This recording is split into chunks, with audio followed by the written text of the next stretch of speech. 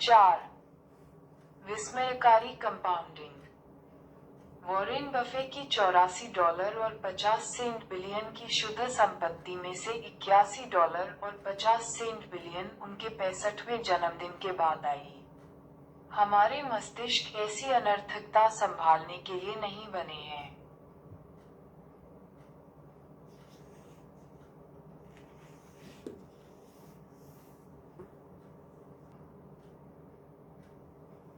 एक का क्षेत्र में मिले सबक अक्सर हमें अन्य असंबद्ध क्षेत्रों के बारे में कुछ महत्वपूर्ण पाठ सिखा सकते हैं। अब हिमयुग के अरबों वर्ष के इतिहास को ही लीजिए, और वह हमें अपने धन को बढ़ाने के लिए जो सिखाते हैं। पृथ्वी के बारे में हमारी वैज्ञानिक जानकारी, जितना आप सोचते हैं, उससे नवीन है। ये जानने के लिए कि धरती कैसे काम करती है, हमें इसकी सतह को गहराई तक खोदना पड़ता है, जो हम कुछ समय पहले तक भी नहीं कर पाए थे। जब हम अपने ग्रह के मूल तत्व भी पता नहीं कर पाए थे, आइजक न्यूटन ने उससे सैकड़ों साल पहले तारों की गति का अनुमान लगा लिया था। 19वीं शताब्दी में जाकर वैज्ञानिक इस बात से सहमत हुए कि अनेकों बार पृथ्वी पूरी तरह बर्फ से ढकी हुई थी। 5 बहुत से प्रमाण होने के कारण इसके विरुद्ध जाने की संभावना ही नहीं थी। संसार भर में एक समय में जमे हुए विश्व के निशान भरे पड़े हैं। अव्यवस्थित रूप से यहाँ वहाँ बिखरे विशाल शिलाखंड, महीन परतों में कुरेदे हुए चट्टानी तल। ये प्रमाण स्पष्ट रूप से दर्शाते थे कि सिर्फ एक हिमयुग नहीं आया था, बल्कि 5 अलग अलग हिमयुग जिन्हें मापा जा सका। ग्रह को जमाने, फिर से पिघलाने और एक बार फिर से जमाने में लगी ऊर्जा चौंका देने वाली है। आखिर पृथ्वी पर हो रहे इन चक्रों का कारण क्या हो सकता था? ये संभवतः हमारे ग्रह पर सबसे शक्तिशाली बल होना चाहिए। और ये था भी, बस वैसे नहीं जैसा किसी ने सोचा हो। हिमयुग क्यों न आया, इस बारे में अनेकों परिकल्पनाएं थीं। उनके महाकाय भूवैज्ञानिक प्रभाव के कारण ये परिकल्पनाएं उतनी ही भव्य भी थीं। ऐसा माना जा रहा था कि पर्वत श्रृंखलाओं के उठने से पृथ्वी की हवाओं में आए बदलाव ने जलवायु को भी बदला होगा। कुछ परिकल्पनाओं ने इस विचार का समर्थन किया कि हिम प्राकृतिक अवस्था है, जो महाकाय ज्वालामुखी विस्फोटों से बाधित हुई, जिसके चलते पृथ्वी का तापमान बढ़ गया। लेकिन इनमें से कोई भी परिकल्पना हिमयुग के चक्रों का वर्णन नहीं कर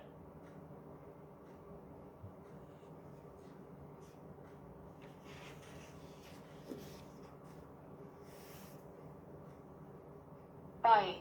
पर्वत श्रृंखलाओं की उत्पत्ति या कोई बड़ा ज्वालामुखी विस्फोट किसी एक हिमयुग का कारण हो सकते हैं। इससे 5 हिमयुगों की चक्रीय पुनरावृत्ति को नहीं समझाया जा सकता था। 20वीं सदी के आरंभिक वर्षों में मिलुटिन मिलानकोविक नामक एक सबियन वैज्ञानिक ने अन्य ग्रहों की स्थिति के सापेक्ष पृथ्वी की स्थिति का अध्ययन किया और हिमयुग संबंधी एक परिकल्पना सामने रखी, जो अब हम जानते हैं कि सही है। सूरज और चांद का गुरुत्वाकर्षण बल पृथ्वी के गमन को हल्के से प्रभावित करता है और सूरज की ओर झुका देता है।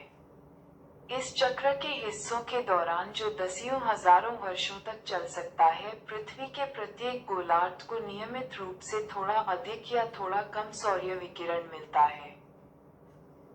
और यहाँ यह और दिलचस्प हो जाता है। मिलानकोविक की परिकल्पना ने आरंभ में यह माना कि पृथ्वी के गोलार्धों के झुकाव ने ऐसी कठोर शीत ऋतु को जन्म दिया जिसके कारण ये ग्रह बर्फ में परिवर्तित हो गया। लेकिन व्लादिमीर कोपेन नाम के एक रूसी अंतरिक्ष विज्ञान शास्त्री ने मिलानकोविक के शोध का गहराई से अध्ययन किया और एक अद्भुत सूक्ष्म भेद खोज निकाला। मध्यम रूप से ठंडी ग्रीष्म ऋतु बर्फीली अपराधी थी, न कि ठंडी शीत ऋतु।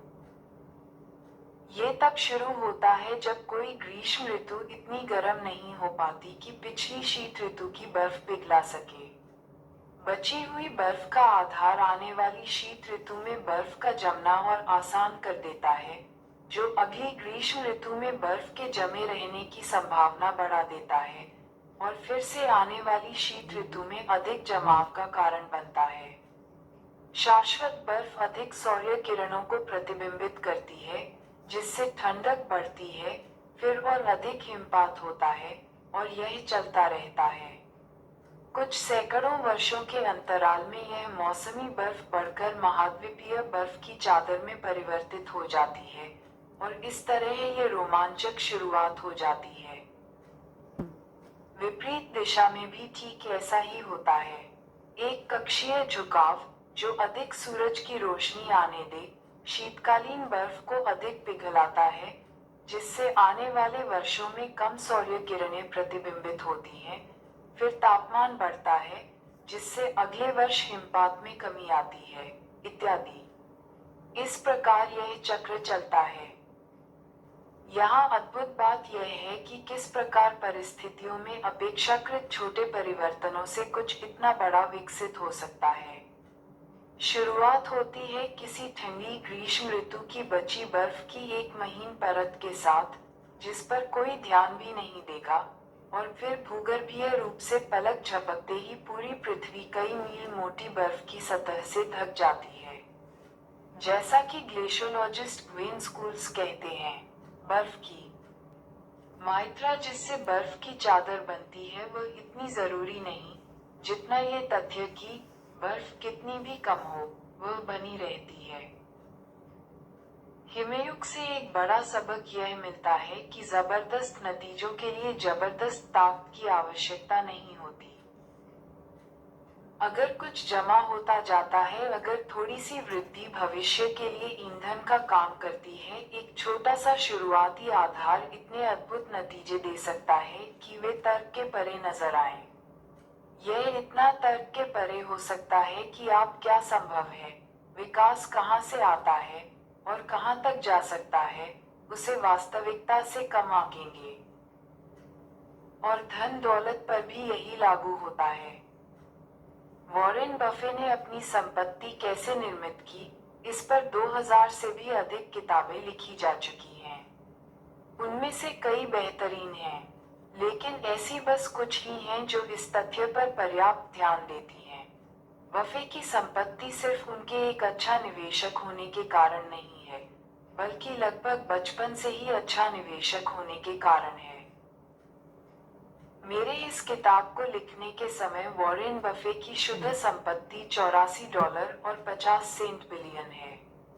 उसमें से लगभग $84.2 बिलियन 50वें जन्मदिन के बाद पूंजित हुई, और $81 और 50 सेंट बिलियन लगभग 65 की उम्र में सामाजिक सुरक्षा की योग्यता प्राप्त करने के बाद आई।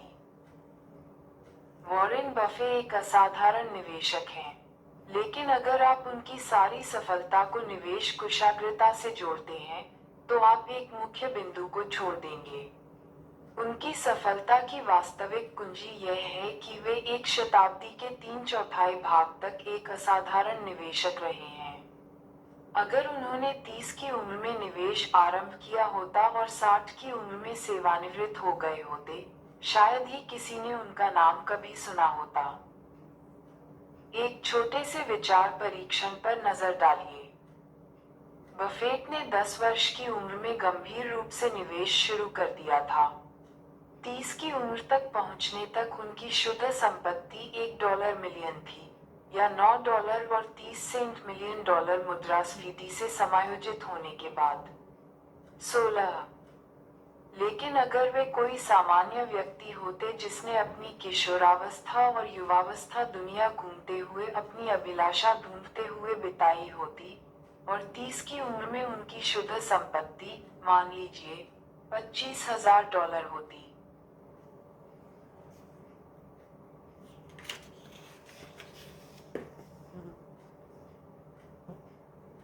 और मान लेते हैं कि वे फिर भी असाधारण वार्षिक निवेश प्रतिफल कमाने में सक्षम रहते जो उन्होंने उत्पन्न किया है, 22% प्रतिवर्ष, लेकिन 60 की उम्र में निवेश करना छोड़ देते, जिससे गोल्फ खेल सकें और अपने नाती पोतों के साथ समय बिता सकें। आज उनकी शुद्ध संपत्ति का मोटा अनुमान कितना होता? $84 और 50 सेंट बिलियन तो नहीं, $11 और 90 सेंट मिलियन। उनकी वास्तविक शुद्ध संपत्ति से 99.9% कम। प्रभावी रूप से वॉरेन बफे की वित्तीय सफलता को उस वित्तीय आधार से जोड़ा जा सकता है जो उन्होंने अपनी किशोरावस्था में बनाया, और वह दीर्घायु जिसे अपनी वृद्धावस्था में कायम रखा। निवेश उनका कौशल है, लेकिन उनका राज समय है। कंपाउंडिंग ऐसे ही काम करती है। अब इसे अलग तरह से देखिए। बफे अब तक के सबसे धनी निवेशक हैं, लेकिन वास्तव में वे सबसे महान नहीं हैं, कम से कम जब औसत वार्षिक प्रतिफल से मापा जाए। हेज फंड रिनेसांस टेक्नोलॉजीज के प्रमुख जिम साइमंस ने 1988 से लेकर 66% प्रतिवर्ष की दर से धन की कंपाउंडिंग की है। कोई भी इस रिकॉर्ड के निकट भी नहीं पहुंच सकता। और जैसा कि हमने अभी देखा, बफे ने लगभग 22% प्रतिवर्ष की दर से कंपाउंडिंग की है, उसका बस 1/3। साइमंस की शुद्ध संपत्ति इस किताब को लिखने के समय $21 बिलियन है। वे और मैं जानता हूं कि यह कितना हास्यास्पद सुनाई पड़ता है। जब हम इन आंकड़ों पर नजर डालें तो बफेट से 75% कम धनी हैं। अगर साइमंस इतने अच्छे निवेशक हैं, तो फिर यह अंतर क्यों? क्योंकि साइमंस से 50 वर्ष की उम्र तक निवेश आरंभ नहीं किया था। बफेट की तुलना में उनके पास कंपाउंडिंग के लिए आधे से भी कम वर्ष थे।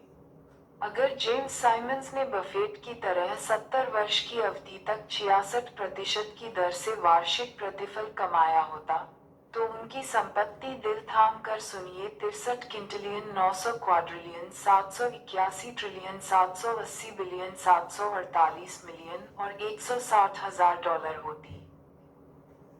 ये आंकड़े हास्यास्पद और अव्यवहारिक दिखाई पड़ते हैं। बात असल में ये है कि वृद्धि अनुमान में छोटे लगने वाले बदलाव हास्यास्पद और अव्यवहारिक आंकड़ों को जन्म दे सकते हैं। इसलिए जब हम ये समझने की कोशिश कर रहे हों कि कुछ भी इतना शक्तिशाली कैसे बना जितना वह है, हिमयुग क्यों बना, या फिर वॉरेन बफे इतने धनी क्यों हैं, हम अक्सर सफलता की मुख्य कुंजी को अनदेखा कर देते हैं। मैंने लोगों को कई बार कहते सुना है कि जब उन्होंने पहली बार चक्रवृद्धि ब्याज तालिका देखी या फिर ऐसी कोई कहानी कि अगर उन्होंने 30 की उम्र के बजाय 20 की उम्र में बचत शुरू की होती, तो सेवानिवृत्ति के लिए उनके पास कितनी राशि होती, इसने उनका जीवन बदल दिया। लेकिन संभवतः इसने उनका जीवन नहीं बदला। इसने अगर कुछ किया तो वह ये कि उन्हें आश्चर्य में अड़ाल दिया, क्योंकि नतीजे सहज रूप से सही नहीं लगे। रैखिक सोच घातीय सोच की तुलना में काफी सहजज्ञ होती है। अगर मैं आपको अपने दिमाग में 8 जोड़ 8 जोड़ 8 जोड़ 8 जोड़ 8 जोड़ 8 जोड़ 8 जोड़ 8 जोड़ 8 जोड़ने को कहूँ, आप कुछ ही सेकंड में ऐसा कर लेंगे, जो 72 है। अगर मैं आपको 8x8x8x8x8x8x8x8 का हिसाब लगाने को कहूँ, तो आपका सर फट जाएगा, जो 134, 217, 728 है। IBM ने 1950 के दशक में 3.5 मेगाबाइट की हार्ड ड्राइव बनाई। 1960 के दशक में ये संख्या कुछ दर्जन मेगाबाइट तक पहुंच गई। 1970 के दशक के अंत तक IBM विंचेस्टर की ड्राइव 70 मेगाबाइट की थी। इसके बाद ड्राइव का आकार घातीय रूप से छोटा होता गया और स्टोरेज बढ़ता गया। 1990 के दशक की शुरुआत में एक आम कंप्यूटर 200-500 मेगाबाइट का होता था। और फिर धम्मा मानो विस्फोट हो गया। 1999 एप्पल का iMac 6 गीगाबाइट की हार्ड ड्राइव के साथ आया। 2003 पावर मैक में 120 गीगाबाइट। 2006 नए iMac में 250 गीगाबाइट। 2011-4 टेट्राबाइट की पहली हार्ड ड्राइव, 2017-60 टेट्राबाइट की हार्ड ड्राइव, 2019-100 टेट्राबाइट की हार्ड ड्राइव। अब इस सब को साथ रखकर देखिए 1950 से 1990 के बीच हमने 296 मेगाबाइट प्राप्त की। 1990 से लेकर अब तक हमने 100 मिलियन मेगाबाइट प्राप्त की है। यदि आप एक टेक्नोलॉजी आशावादी होते तो 1950 में पूर्वानुमान कर सकते थे कि उपयोगी स्टोरेज 1000 गुना बढ़ जाएगा, या फिर 10,000 गुना अधिक, यदि आप ज्यादा दूर का अंदाजा लगाते। कुछ ने कहा होता, मेरे जीवन काल में 30 मिलियन गुना अधिक। लेकिन यही सच हो गया।